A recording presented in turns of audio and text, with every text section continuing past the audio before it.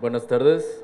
A nombre del Tecnológico de Monterrey, reciban la más cordial bienvenida a la presentación del libro Contra Trump, evento que forma parte del programa cultural de la 27ª Feria Internacional del Libro Monterrey 2017. Para esta presentación tenemos el honor de contar con la presencia del autor Jorge Volpi, que lo acompaña Emiliano Monge y Fernanda Álvarez.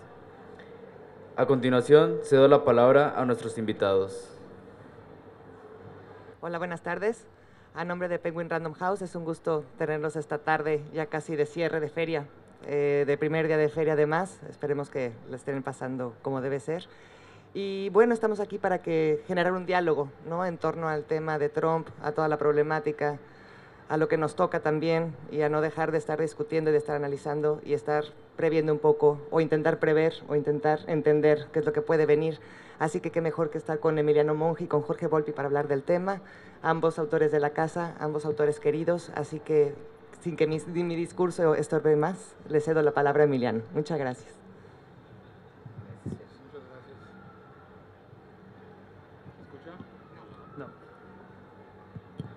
Ya está. Muchas gracias, Fernanda. Muchas gracias a todos por venir. Muchas gracias a la feria por el espacio.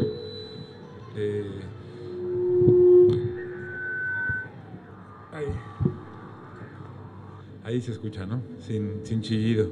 Estoy muy contento de estar aquí con Jorge presentando este libro Contra Trump, un panfleto urgente. Creo que a nadie le queda duda que el asunto de la presidencia de Donald Trump, el momento en el que está el mundo, gracias a la política norteamericana, es urgente, como bien lo llama Jorge. Vamos a tratar de tener una charla, de tener una plática. ¿No se escucha? Ahí. Me lo acerco, ahí está. Bueno, vamos a tratar de tener una plática en la que ustedes al final esperemos puedan participar, hacer alguna pregunta a Jorge si quieren. Yo voy a leer unas pequeñas notas primero, son un poco una cosa al vuelo, y a partir de ahí creo que podríamos empezar a llevar la plática, ¿no?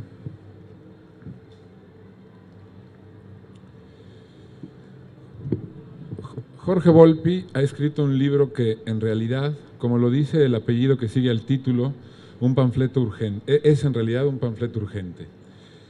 Quizá el panfleto del rostro de nuestra realidad cuya urgencia es más apremiante, el del tirano global o el monstruo, como bien llama a Trump el autor de este libro que aquí estamos presentando, y que debería, desde ya, convertirse en una lectura obligada, en una suerte de urgencia de texto básico de la SEP.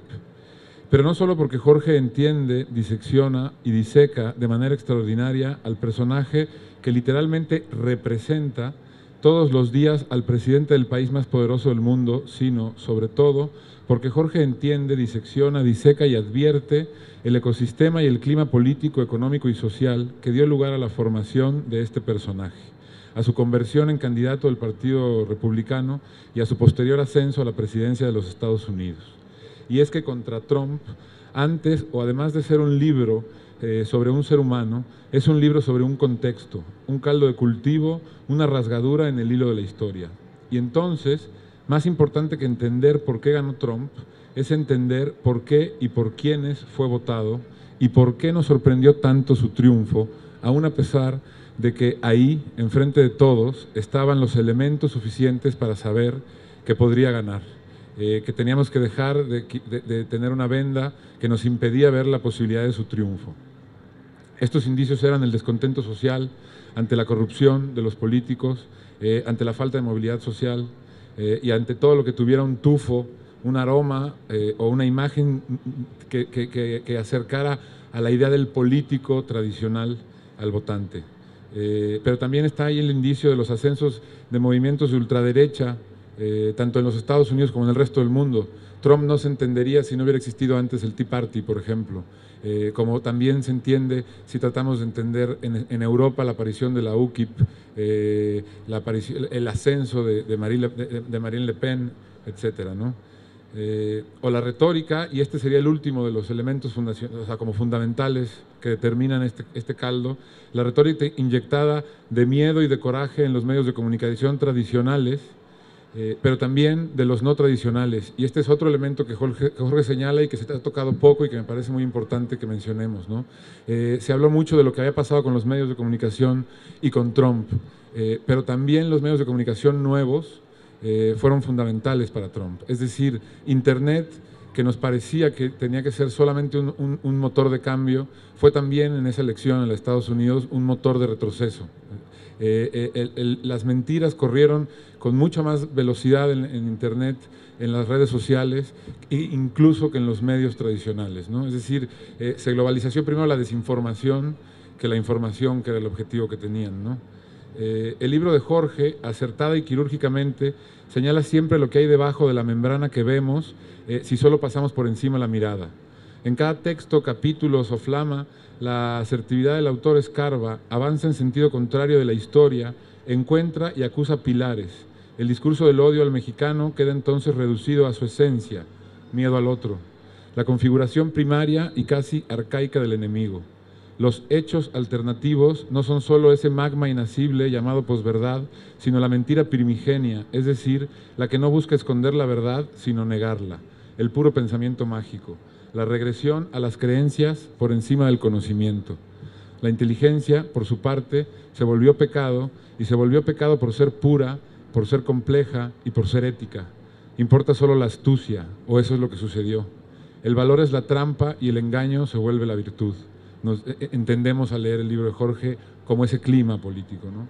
Y claro, en estas circunstancias, Trump no solo gana, sino que arrasa, porque además de ganar la presidencia, como ustedes saben, se llevó las dos cámaras, ¿no? La democracia, en ese sentido, por personajes como Trump, pero también porque no hemos sabido darle el valor que tiene, porque la hemos descuidado, porque hemos permitido que crezcan dentro de ella los elementos que son contrarios a ella misma, la democracia ya no es sino un suicidio, o sino su suicidio, nos hace entender Jorge. La autodestrucción por medio del voto, una suerte de democracia autoinmune, el voto del lupus, la elección del pueblo que en el sitio del líder prefiere poner al sujeto que le escupe a la cara su desprecio. Entre la corrupción y la falta de movilidad social, impunes ambas, la gente prefiere el impulso impune, el insulto impune, perdón. Todo esto, clarifica Jorge, lo utilizó, aún sin saberlo, aún sin saber que lo utilizaba Trump, y gracias a todo esto ganó, porque el desencanto pesó más incluso que los correos del FBI, al igual que la frustración y la rabia pesaron más que la pobrísima y en extremo extraviada campaña de Hillary Clinton, pero también porque la incapacidad de imaginar un mundo mejor, una incapacidad que ha sido compartida por todos nosotros, no solamente por los intelectuales, sino por los artistas y por los ciudadanos, nos condenó a elegir el pasado, una imagen en sepia, casi anaranjada, como Trump, de un pasado que alguien nos dijo que había sido mejor, o peor aún, que alguien nos dijo que había sido, sin necesidad de que hubiera sido mejor o peor. Trump ganó y así también está gobernando, porque el mundo, y esto es lo que debemos transformar, nos hace Jorge entender, se entregó al recuerdo y a las distopías y abandonó la memoria y las utopías, porque el poder, en pocas palabras, y de la mano de los intelectuales, lo repito otra vez, que vimos cómo sucedía, convenció a la gente de que la intimidad y la cotidianidad estaba en peligro, de que su vida diaria estaba en peligro, amenazada por un peligro que no existía, cuando lo único que estaba en peligro era el mañana. Pero bueno, el libro de Jorge, además de mostrarnos esta desolación y de hacer este análisis clarificador, también propone acciones y nos encarga la resistencia. Y creo que así es donde me gustaría empezar la plática, y para eso voy a leer solamente una aseveración que hace Jorge en el libro, que dice así: después de hacer un análisis como este, dice, a los mexicanos nos corresponde encabezar la resistencia. Nos corresponde por cercanía, nos corresponde porque fuimos señalados como el enemigo, nos corresponde por el muro, nos corresponde por todo lo que implica para los migrantes que están allá, ¿no? Le preguntaría a Jorge, ¿cómo? ¿Qué forma hay que darle a esta resistencia? ¿O cómo tenemos que enfocar y abordar esta idea de la resistencia ante ese suceso, ¿no? Primero que nada, muy buenas tardes. Está apagado también.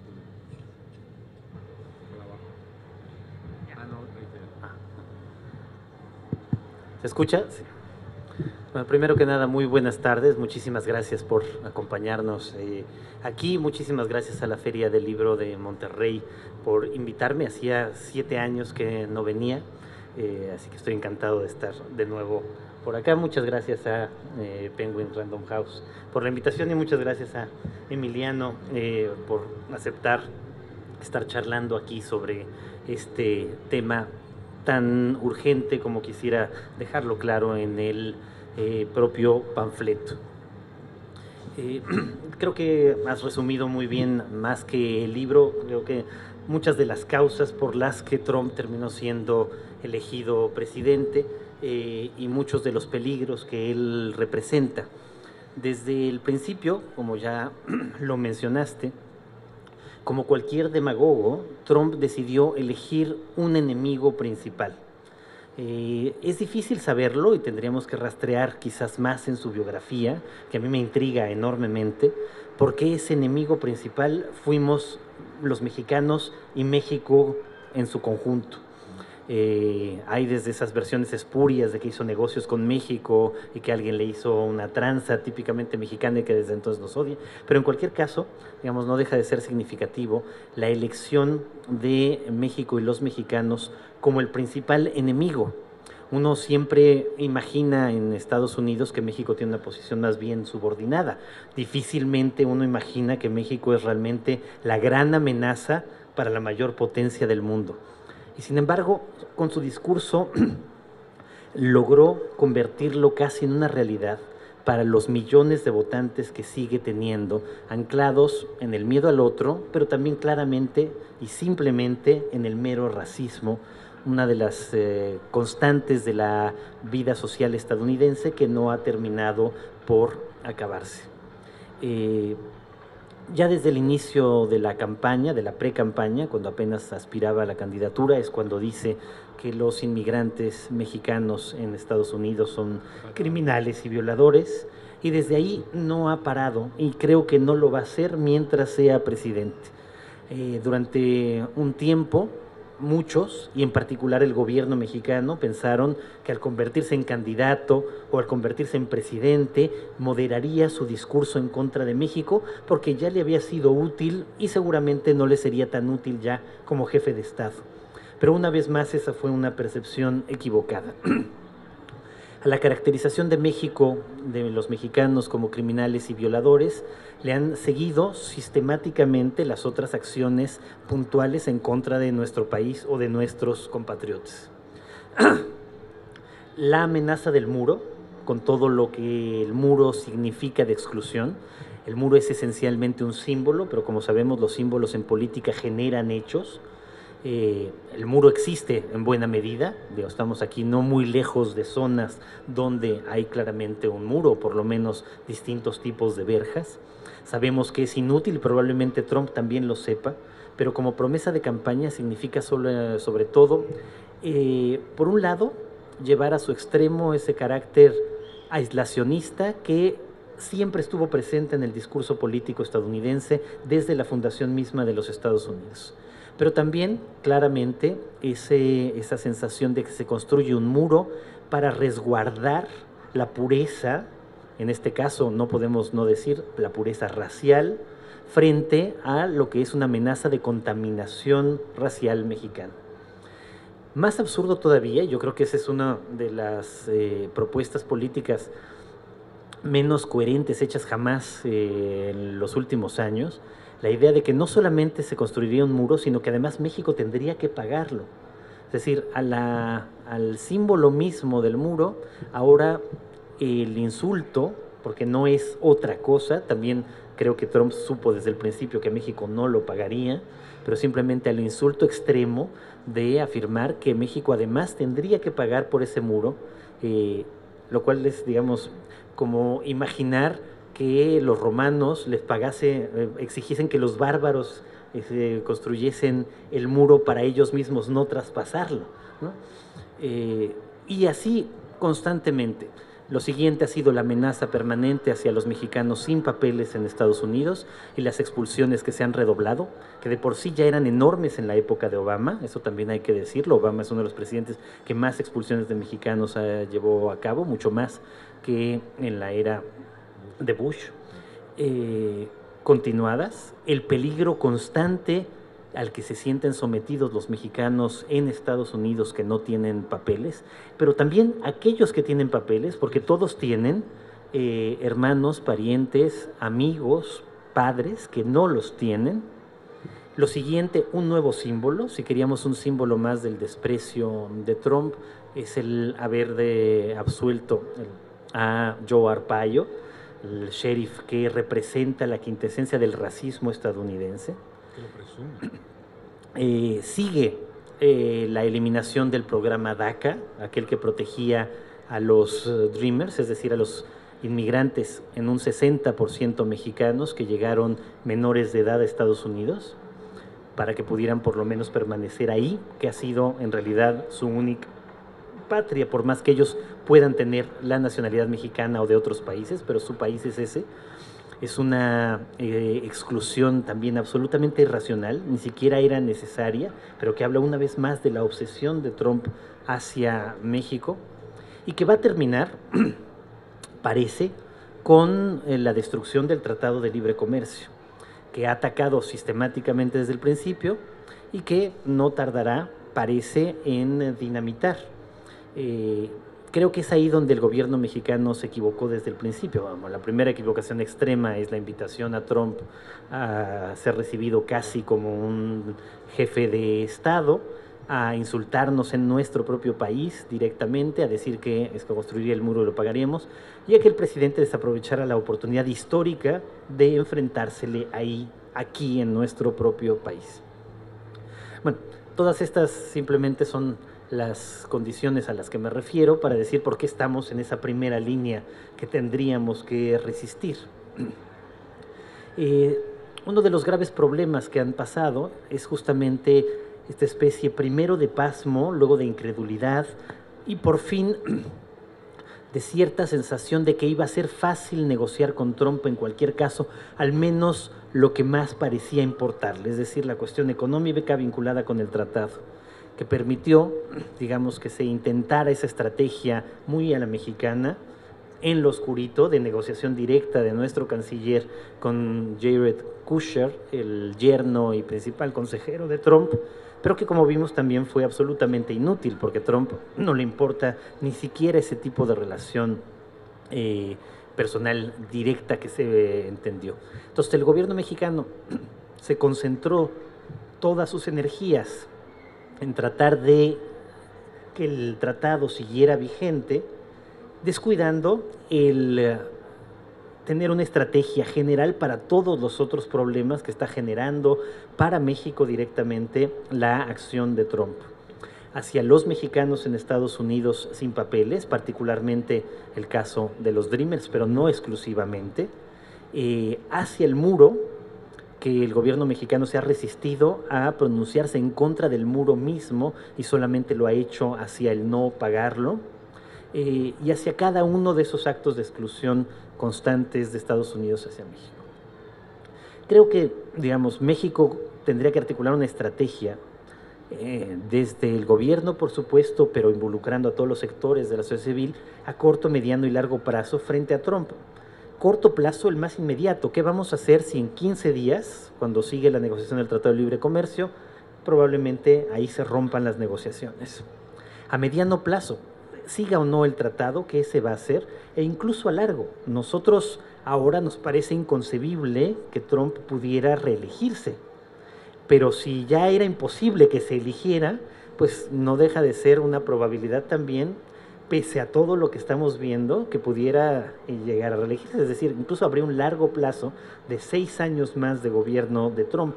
O a largo plazo en el otro caso que también es igualmente peligroso, el que realmente Trump pudiera ser objeto de un impeachment y en su lugar quedara Mike Pence, que es otra figura terrible en el lado más conservador del Partido Republicano.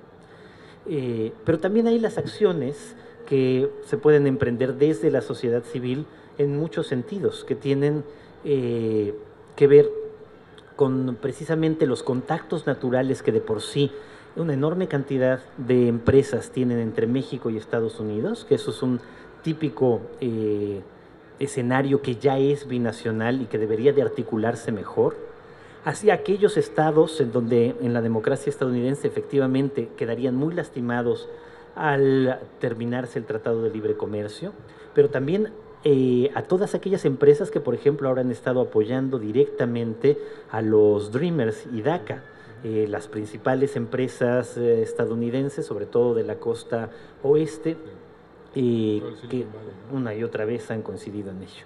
Y luego está la acción casi individual, que va también por la conciencia de lo que está ocurriendo y por tratar de organizar mejor a la sociedad civil mexicana, que es una de las sociedades civiles peor organizadas del mundo. No lo sabemos hacer. Nuestra tradición estatista ha hecho que siempre la organización depende del Estado y, a diferencia de lo que ocurre en Alemania o Francia o incluso otros países de América Latina, no hay casi acción comunitaria. ¿Para qué? Por ejemplo, para tratar de ayudar a quienes son expulsados, para tratar de ayudar a quienes regresan después de haber pasado muchísimos años allá, para tratar de proteger a los migrantes, ya no solamente mexicanos, sino a los centroamericanos o que son expulsados de Estados Unidos hacia México, y desde luego todos aquellos que tú mejor que nadie lo sabes, que han tratado de cruzar por acá. Entonces creo que sí hay, digamos, formas de esa resistencia que se puede articular en muchos sentidos distintos. Pero también te preguntaría a ti, tú conoces también muy bien la situación, digamos, sobre todo los inmigrantes centroamericanos, ¿qué se te ocurre también a ti que se puede hacer? No, yo creo que yo estoy de acuerdo contigo en que hay que hablar de resistencias desde diferentes lugares. Estoy de acuerdo que el gobierno tendría que tener una estrategia unitaria. Estoy de acuerdo que la sociedad tendría que estarse organizando de otra manera. Creo que las empresas tienen el problema de que el gobierno estadounidense va a presionar demasiado a las empresas con sede en Estados Unidos, incluido a las de Silicon Valley, incluido a California, ¿no? La guerra que le están haciendo a las ciudades santuario es durísima. Ahora, estamos aquí para hablar de tu libro, nos interesa muchísimo tu opinión. Yo creo que me parece muy interesante que pudiéramos hablar también de qué sucede. Tú dices que la sociedad mexicana es particularmente desorganizada. Yo estoy completamente de acuerdo. Pero creo que si alguna sociedad es más desorganizada es la de Estados Unidos. Si aquí hay una tradición estatista, hay una tradición bipartidista que genera más o menos una situación similar. Eso hace que también es uno de los motivos por los que Trump pudo ganar. Pero creo que hay un suceso fundamental en la victoria de Trump que sí marca un antes y un después, que es que, como bien decías también, la administración de Obama deportó a muchísimos mexicanos, muchísimos centroamericanos, en general deportó de casi todas las nacionalidades que emigran a Estados Unidos, ¿no?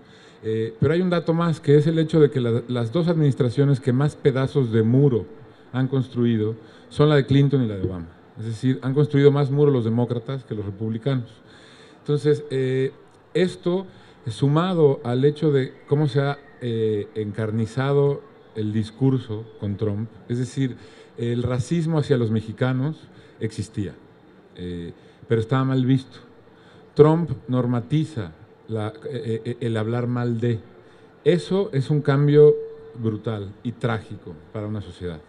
Y en ese mismo sentido, en el libro también dices que cómo no pudimos ver el golpe que nos llevamos no solo en la elección de Trump, sino en el Brexit y también en el no a la paz en Colombia, ¿no? Hay muchos síntomas de los que podríamos hablar, pero hay uno que a mí me parece muy particular, que es el hecho de que todas las encuestas daban el resultado contrario. Esas encuestas daban el resultado contrario, me parece a mí que por una razón específica, porque hemos llegado a tal punto en el que nos da vergüenza incluso lo que vamos a votar.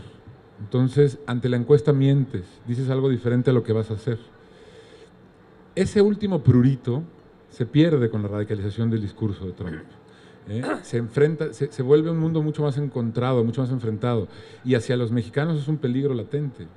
Entonces, es decir, ¿cómo si nos organizamos aquí podemos llevar esa organización hacia los mexicanos en Estados Unidos? ¿Cómo podemos resistir juntos los mexicanos que estamos aquí y los mexicanos que están en Estados Unidos ante esa radicalización? ¿Cómo tender el puente no solo entre nuestra sociedad, sino en la sociedad hacia allá, y entre mexicanos y salvadoreños y hondureños, que están en el mismo peligro? Porque además Trump, nosotros nos hemos cansado de oír que dice mexicanos, pero no diferencia entre un mexicano y un salvadoreño, no sabe la diferencia. Para él un salvadoreño es mexicano, un hondureño es mexicano, es decir, él quiere decir latinos cuando dice va de hombres, ¿no?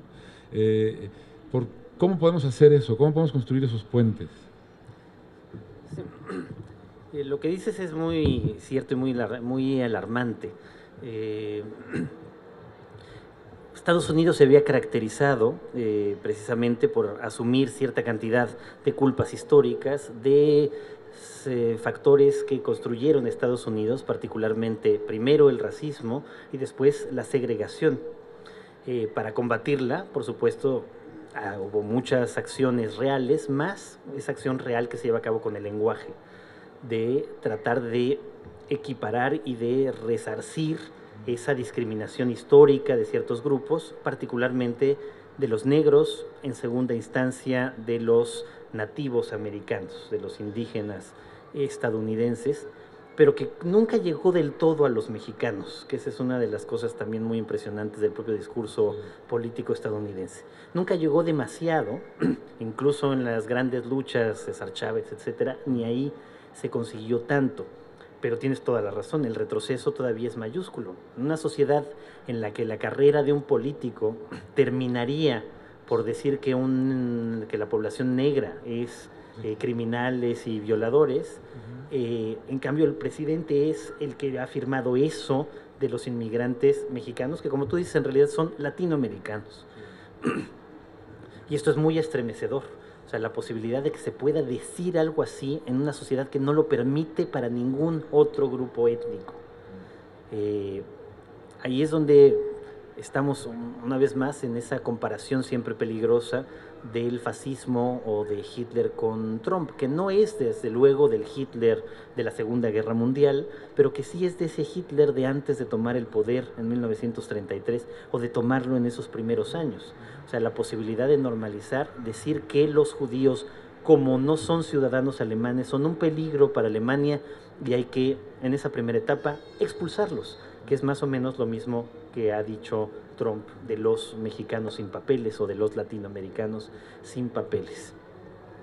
Creo que, en efecto, muchas de las zonas que concentran mayor número de inmigrantes, sobre todo en California, Texas, Chicago, cada vez más en Arizona y cada vez más en otros lugares como Nevada, los mexicanos de allá están mejor organizados que los mexicanos aquí. Ha sido, creo, una forma de supervivencia inevitable frente al racismo general al que se enfrentaban y se siguen enfrentando desde entonces. Pero lo que sí no ha habido desde hace muchos años y probablemente nunca, es una relación real entre los mexicanos de aquí y los mexicanos de allá, en ningún sentido. Ha habido una especie de olvido casi intencional, porque lo otro que tenemos que recordar permanentemente es que si hay 8 millones de mexicanos sin papeles y muchísimos más con papeles en Estados Unidos, es porque de una manera u otra nosotros los expulsamos. Es decir, no se fueron simplemente porque quisieran hacer turismo en Estados Unidos, se fueron porque imaginaban una vida mejor allá de las pobres condiciones que les ofrecía este país. Entonces, al expulsarlos, porque en realidad eso es lo que hicimos, también preferimos de inmediato olvidarlos. Y también nos olvidamos de los pocos, que todavía desde luego hay, descendientes de mexicanos que ya estaban allá desde la guerra México-Estados Unidos. Pero bueno, la gran ola migratoria no es esa, sino la de este siglo, y rápidamente preferimos olvidarlos para asumir que ese ya no es un problema mexicano, por más que México haya sido quien los expulse. Y los lazos realmente son muy pocos con las comunidades mexicanas, chicanas, que es un término que hasta en México sigue siendo extraño. Uno no sabe si uno puede decirle a alguien chicano o no, si es un insulto o en realidad es algo que se asume como un prurito con orgullo de cierta realidad cultural y étnica. Y eso se ve todo el tiempo. Uno puede ir a Los Ángeles, sobre todo a East LA, o a las grandes comunidades en Chicago o en Texas, y parece que uno entra a México, pero al mismo tiempo no hay ningún contacto real con el México de acá. Y ese es uno de los primeros problemas a los que se enfrentan tanto los mexicanos de allá como ahora este México, que está recibiendo oleadas de expulsados enormes desde la administración de Obama, porque son mexicanos a veces que llevaban pocos años y se intentan reintegrar como pueden, pero a veces son mexicanos que llevan muchísimos años allá sin ninguna ligas acá, y que acá ya tampoco se sienten mexicanos del todo. Y nosotros mismos no los asumimos como mexicanos. Si hay una prueba exacta de esto, por ejemplo, está en nuestro ámbito, ¿no? En el ámbito de la literatura. No hay el menor contacto entre la literatura mexicana y la literatura escrita por mexicano-americanos en Estados Unidos, en español o en inglés, como si fuera un país africano. Creo que ahí está también una de las grandes tareas por resolver, es cómo articular verdaderamente relaciones comunitarias de sociedad civil a sociedad civil entre los mexicanos de allá, que están en una situación de amenaza permanente, y México, que debería, tanto el gobierno como la sociedad civil, de darse cuenta de que eso es lo que está ocurriendo. Sí, y en este sentido de las defensas comunes, ahora que hablabas se me ocurría un tema más, que es también tan importante como los peligros que están corriendo los mexicanos en este momento, ¿no? Tú dices que no solamente los que no tienen papeles, sino aquellos que han conseguido papeles porque tienen siempre un hermano o un primo o una novia o un novio que no tiene papeles. Pero además también la política está cambiando a tal velocidad y las leyes que el quitar papeles va a ser muy sencillo, porque van a empezar a hacerlo por casi cualquier falta administrativa y ya no solamente por un crimen, ¿no? Es decir, la amenaza es entera. Pero además también hay un asunto que había crecido mucho en los últimos años por la cantidad de mexicanos que estaban llegando a Estados Unidos, por la cantidad de lazos que se habían tendido, porque como bien dices, son mucho más organizados, ¿no? Y se pudo ver, por ejemplo, en las inundaciones de Houston, se podía ver la organización que había de mexicanos, que fue muy impresionante. Está también el asunto de la identidad de lo mexicano trasladado allá, lo que se llevan consigo los migrantes que, como también bien dices, fueron expulsados. Es decir, hay que diferenciar siempre entre quien se quiere ir y quien se tiene que ir. Y de el 99% de los mexicanos en Estados Unidos se tuvieron que ir del lugar en el que vivían y no tenían ganas de irse. Se llevan consigo no solo historias de vida, sino historias culturales. Y en ese sentido es muy claro el español, el terreno que el español, el idioma, había ganado, sobre todo en la administración de Obama, porque así como Obama deportó, también hubo una cierta apertura a algunas otras cosas. Y el español llegó a ser lenguaje oficial en muchos lugares, la segunda lengua, y eso desapareció de un plumazo. Entonces, el ataque a la identidad, ¿a qué se pueden agarrar los mexicanos que están allá si también está siendo atacada esa identidad cultural, ¿no? Porque no solamente es las personas, es decir, como decía Luhmann, el poder cuando funciona realmente es invisible, no se ve, no se mete, no toca. Un poder perfecto no es necesario que se manifieste, ni que castigue los cuerpos, ni que se meta en el pensamiento, ¿no? Pero cuando se mete, y sobre todo cuando inserta en la vida cotidiana una idea, como la de hay un otro que nos está poniendo en peligro, tú ir al súper, tú, ¿no? Es porque ese otro viene con toda una serie de cosas, con su idioma, con sus tradiciones, con su Virgen de Guadalupe, etcétera, etcétera, etcétera, ¿no? ¿Cómo se puede también defender eso? Otra vez, este carácter excluyente de Estados Unidos es muy paradójico. Estados Unidos se vende a sí mismo como la nación del melting pot, la nación donde todas las culturas se mezclaron y dieron esta fantástica democracia. Pero por el otro lado, Estados Unidos también es la historia permanente de la exclusión y de la lucha de esos excluidos por ocupar finalmente un espacio de derechos semejante al de los fundadores blancos, anglosajones, protestantes. si uno lee constantemente las advertencias de principios de siglo en contra de los irlandeses por católicos, ya no había otra diferencia, digamos, respecto a los británicos, excepto la religión en ese caso. Eran las mismas que ahora se articulan desde hace unos años contra los mexicanos, que el catolicismo hace inasimilables a los individuos que llegan, porque en realidad están sometidos al poder del Papa. Así era con los irlandeses. Eso mismo quedó trasladado a la idea del choque de civilizaciones de Huntington. O sea, la idea de que justo Estados Unidos podía ser un melting pot de todos menos los mexicanos, porque los mexicanos nunca se integran del todo. Y si observamos la realidad en Estados Unidos es la contraria.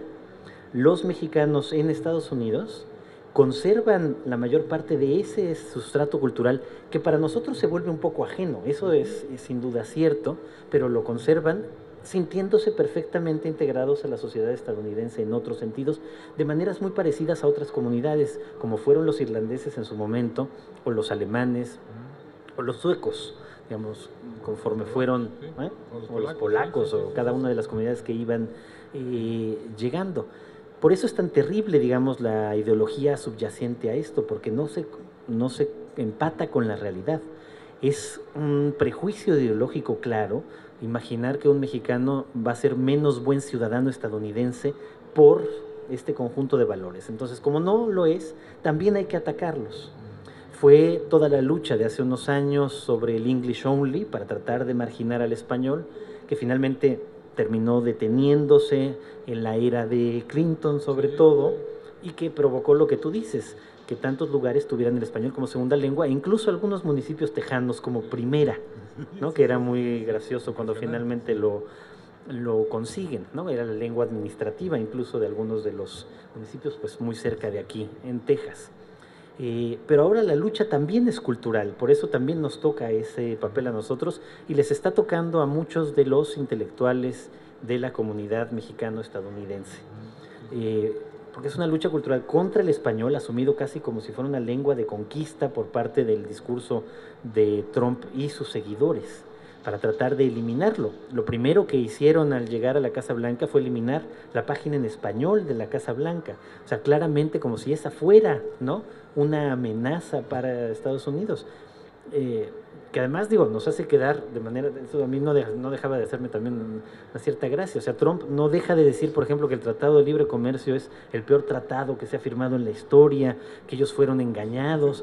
Entonces uno tiene que imaginar que entonces, claro, Salinas y el equipo negociador eran realmente de una astucia tal como para que Clinton y luego Bush fueran engañados los dos y sus congresos enteros por nosotros, ¿no? Digo, eso casi, ¿no? Y además imagínate cómo hubiera sido el tratado si no fuera así, si le hubiera dado algo que ganar a Estados Unidos en la cabeza de Trump.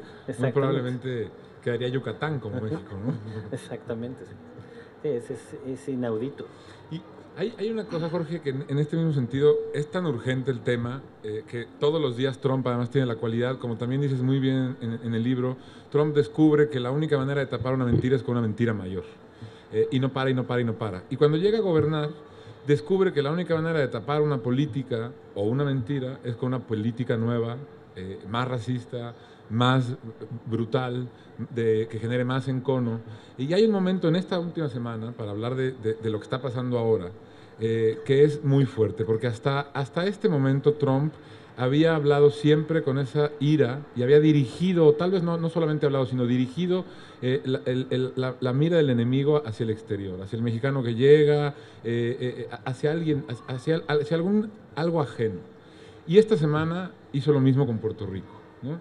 Que ya es un tema que para muchos estadounidenses, que incluso podrían entrar en la franja del racismo o seguirlo sin pensar, ya es Estados Unidos, ¿no? Es decir, cuando dijo que los puertorriqueños querían que se les hiciera todo, y sobre todo la imagen de él tirándoles papeles de baño, ¿no?, a los damnificados, ese momento, ¿qué puede significar en la inmediatez de la política interna de Estados Unidos? ¿Puede ser realmente un momento de quiebre o no? Bueno, lo que puede permitir es algo que no había ocurrido hasta el momento. 2 comunidades o 3 comunidades aparte de la mexicana, tiene un enorme asentamiento e influencia en Estados Unidos, dominicanos, puertorriqueños y cubanos. Los cubanos prácticamente se dan por perdidos, fueron parte de los que votaron entusiastamente a Trump. De los primeros desengañados. Pero en cambio la comunidad puertorriqueña, que es muy fuerte, tanto sobre todo ahora en Florida, desde hace unos años, donde ha habido una migración enorme, y de siempre en Nueva York, ocupan posiciones de poder importantes, porque Estados Unidos con Puerto Rico es un estado libre asociado, una condición también complicada. En muchos momentos se llegó a decir que no se convertía en estado justo porque lo que se habla es español. O sea, otra vez está ahí el tema. Trump, llegando ahí, pues se encuentra un lugar que parece, le dicen que es Estados Unidos, pero donde se habla español, que es la lengua que él constantemente desprecia. Sí. Y eso se ve permanentemente. Ahora, pues Trump lo hace un poco con todos. Yo creo que una de las peores cosas de Trump como individuo es que yo creo que es uno de los líderes que menos empatía tienen hacia nadie que no sea él mismo.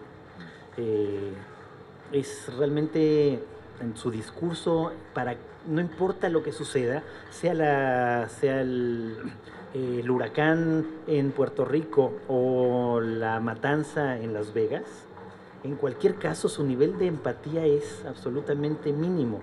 Yo creo que está muy cerca de ser Asperger o autista, es decir, realmente en el sentido de un problema neuronal de empatía que provoca justamente pues un liderazgo absolutamente descarnado. Y eso es lo que hizo en Puerto Rico, que no podía ser más abominable. Pero tal vez ahora también puertorriqueños y mexicanos encuentren desde Estados Unidos una cierta confluencia de resistencia común, y eso puede ser también muy interesante. Sí, claro. Sí, que se pueden empezar a generar entre diferentes minorías, ¿no? Una última pregunta de mi parte para que después el público pueda también participar, saliéndonos de los temas que hemos estado tocando ahora.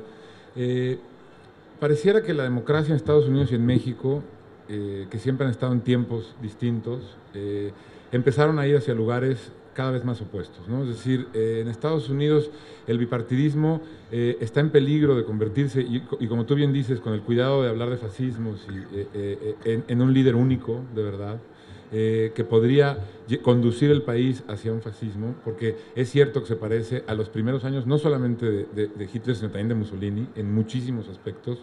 Y la democracia en México, que es mucho más joven, que empieza a querer ser, ni siquiera creo que sea todavía, apunta hacia otro lugar completamente distinto. Hoy, en un día histórico, se registra ante el INE la candidatura indígena de María Jesús Patricio por un evento que realmente es importantísimo en la historia de este país. Y lo que esto señala también es la amplitud de opciones que va a haber en la democracia electoral, digamos, ¿no? Eso es ir hacia un lado completamente distinto. Y en muchos más aspectos de la democracia.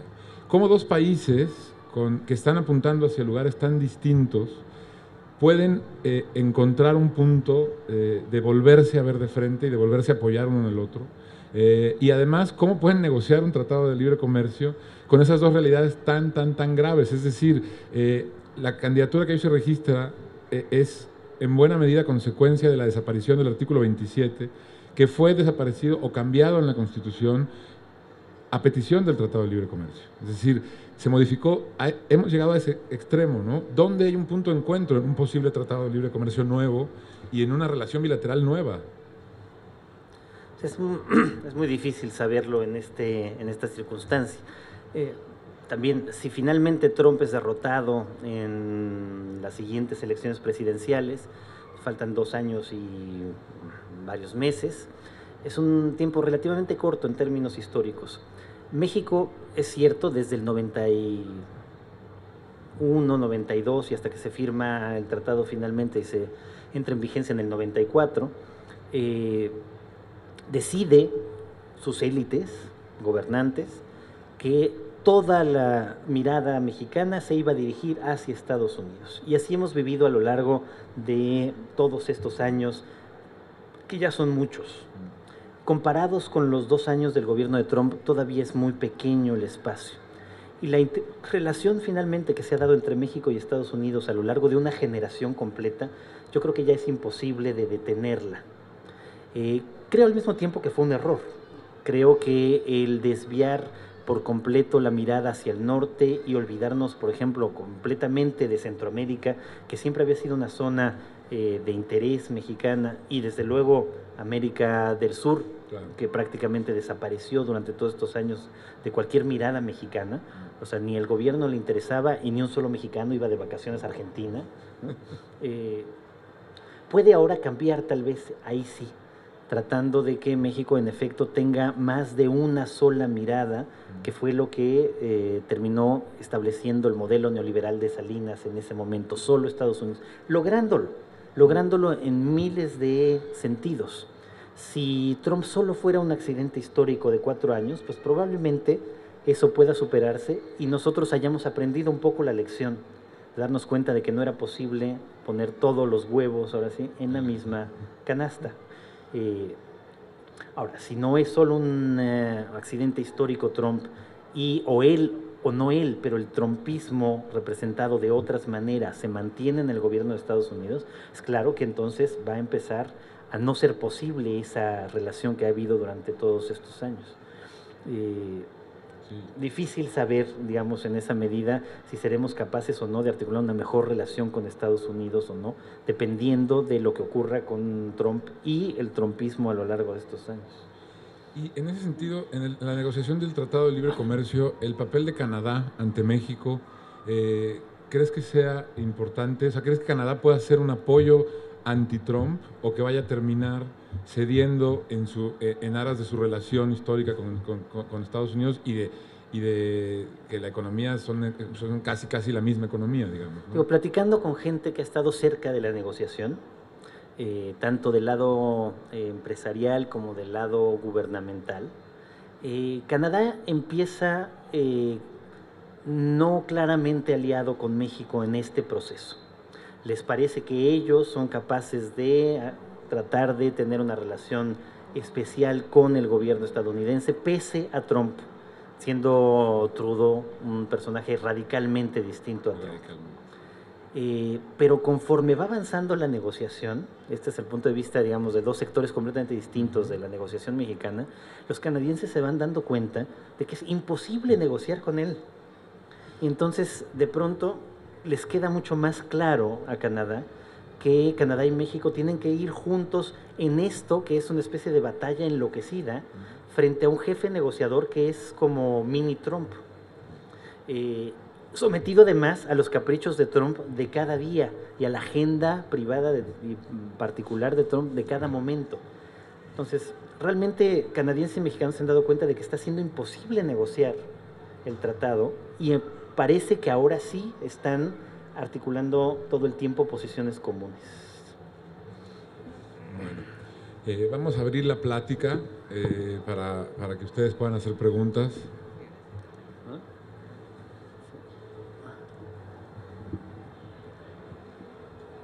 Sí, buenas tardes.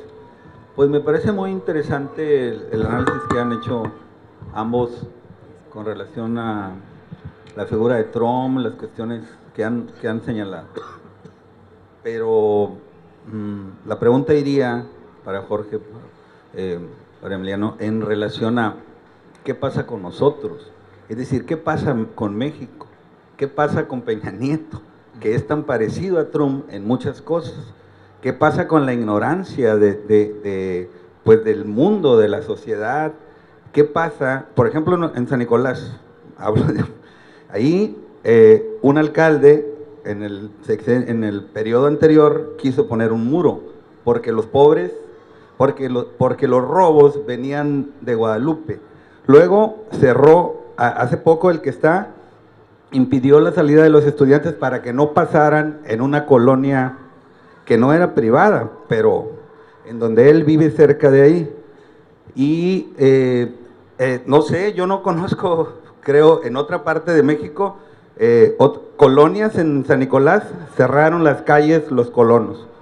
Entonces, bueno, son manifestaciones que hablarían de características racistas, clasistas. En México tenemos un problema también con la gente de mexicanos de raza negra, ¿verdad? La revista Proceso sacó hace 2 o 3 meses que se les discrimina en el país. Los indígenas, pues ni hablamos. Entonces, bueno, es muy interesante lo que ustedes plantean, o lo que plantea Jorge en su libro, pero ¿qué hacer para vencer estas problemáticas? ¿Cómo los puede vencer un país que también se puede parecer mucho a ellos por la cultura que hemos copiado, por el consumismo, en fin? ¿Qué puedes decirnos, Jorge? ¿Qué hacer aquí? ¿Cómo cambiar esas visiones? ¿Cómo modificar esas cuestiones para poder enfrentar lo otro? Gracias. Digo, esto evidentemente daría para que charláramos una hora entera más. Lo que digo en el libro es, saber la enorme cantidad de problemas que tenemos en México no excluye adicionalmente todos los problemas que derivan de la amenaza que Trump significa en primera instancia para México y en general para el mundo. Creo que tiene usted toda la razón. Trump representa, encarna, simboliza lo peor de todos nosotros. Es un producto típicamente estadounidense en muchos sentidos, pero en otros encarna más bien las peores taras del ser humano de nuestro tiempo, incluyendo, por supuesto, todas las formas de exclusión que él representa. Racismo, xenofobia, misoginia, homofobia. O sea, es prácticamente el caldero, no, el caudal de todas las exclusiones posibles, que son también las nuestras, por supuesto. México también es un país racista, también es un país clasista. Yo diría, solo por ser muy breve, que la única forma de impedir que haya Trumps o que haya gobernantes semejantes en alguna medida a Trump tiene que ver con preparar adecuadamente a nuestros ciudadanos. Y eso lo que significa es que tendríamos que luchar denodadamente por una educación pública de calidad para todos. Ese es el único antídoto posible frente a la demagogia y a todas estas formas de exclusión, está en una educación pública que realmente consiga ciudadanos críticos desde el principio. Bueno, yo también creo que necesitaríamos otra mesa y otra hora para hablar de ese tema. Yo también considero que tiene usted toda la razón. México es un país tan racista o más que Estados Unidos. No hay un líder así de enardecido, pero las conductas cotidianas son mucho más racistas en México que allá. Tenemos un problema como dice un filósofo mexicano y ensayista, Enrique Díaz, de quien hablábamos antes de subirnos a la mesa y me acordé de él por eso. Somos una sociedad hipermétrope, solamente podemos ver las cosas cuando están lejos y no cuando las tenemos cerca. Es decir, el migrante solamente cuando ya está en Estados Unidos, entonces es un ser humano. Cuando está aquí no nos importa que se vaya. Y el ejemplo que usted ponía es igual. Somos quizá el país del mundo donde más calles tienen plumas, casetas, topes, rejas, puestas por privados en espacios públicos, ¿no? Es decir, no se pueden comparar con el muro, pero sí con la interrupción de la vida cotidiana, ¿no? Con lo que buscan, ¿no? Pero es cierto que necesitaríamos otra mesa que ojalá la tengamos algún día. Listo. Sí, nada más. Bueno, enhorabuena, Jorge, por este texto. Estaba leyendo un poco la introducción y no recordaba el tema de Fuentes cuando saca justamente contra Bosch en 2004. Y bueno, pues ahora justamente creo que viene a bien este título ya casi un año de que se cumple la elección del 8 de noviembre, donde gana Trump, y donde, bueno, como comentario, recordé en ese momento lo que un profesor de estadística nos comentaba acerca de la probabilidad de la estadística, de que es muchas veces parecida a los bikinis, porque nos muestra todo menos lo más importante. Es decir, no sabíamos en ese momento todo lo que podía haber sucedido y por qué Trump ganó, ¿no? Pero bueno, en ese sentido, entonces ahora ya está el trumpismo aquí. ¿Y cómo es que ahora, entonces, dado lo que va a pasar el próximo año, que son las elecciones presidenciales en este país, y por lo que para muchos hemos estado adoleciendo con este liderazgo del PRI, que ha sido la mayor de las veces timorato frente a lo que ha venido haciendo el trumpismo, en tu opinión, bueno, en su opinión, ¿cuál de las fuerzas políticas actuales o liderazgos políticos que podrían tomar la batuta en un año a raíz de lo que pasa en julio del 18, podría ser quizá el que menos o más, por así decirlo, convenga a los intereses nacionales frente a este trumpismo?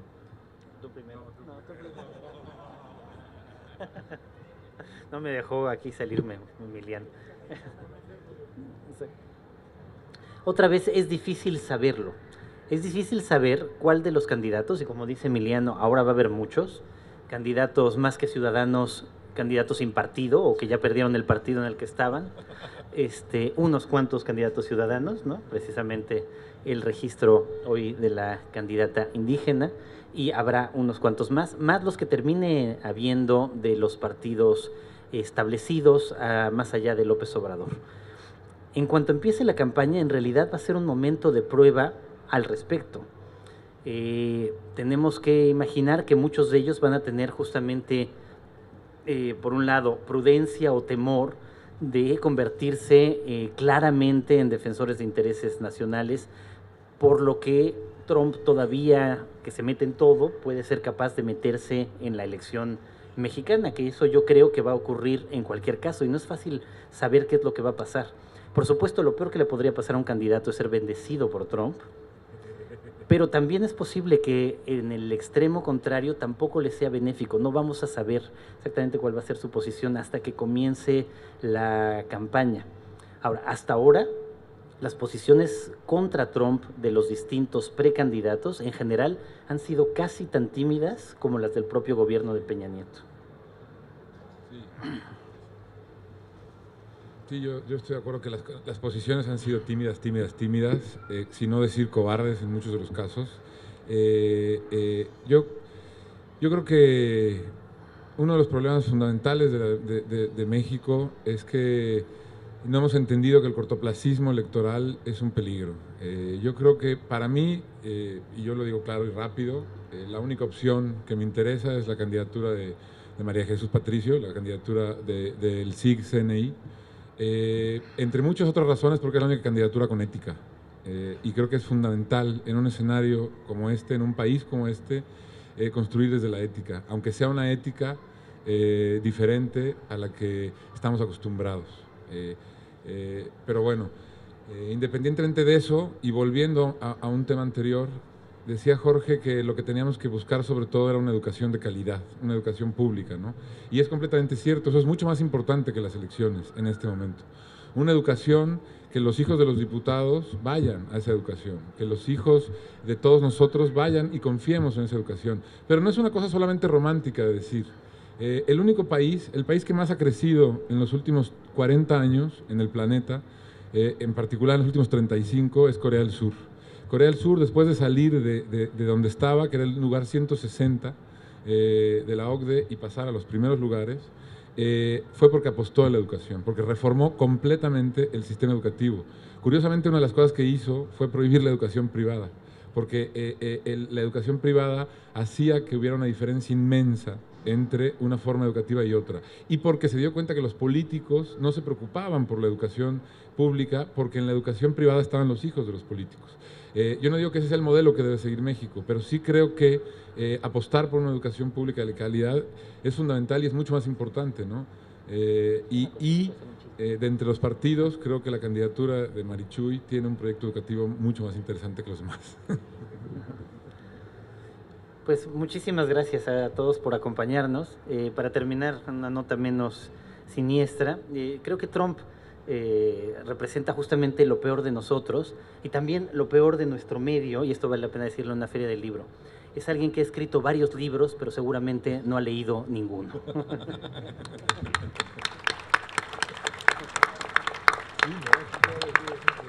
Bueno, pues muchas gracias a todos por estar aquí. Pues ya a punto de terminar la feria, va a estar firmando Jorge el libro aquí afuera por si gustan. Y bueno, pues nada, muchas gracias, buenas noches y a ver si se repite este debate pronto para seguir cuestionándonos nuestro devenir. Gracias, buenas noches. Muy bien, agradecemos a nuestros invitados a nombre del Tecnológico de Monterrey por su valiosa participación. Gracias también a todos los asistentes por su presencia. Los invitamos a que continúen disfrutando los eventos del programa cultural de la 27ª Feria Internacional del Libro Monterrey 2017. Que tengan muy buenas noches.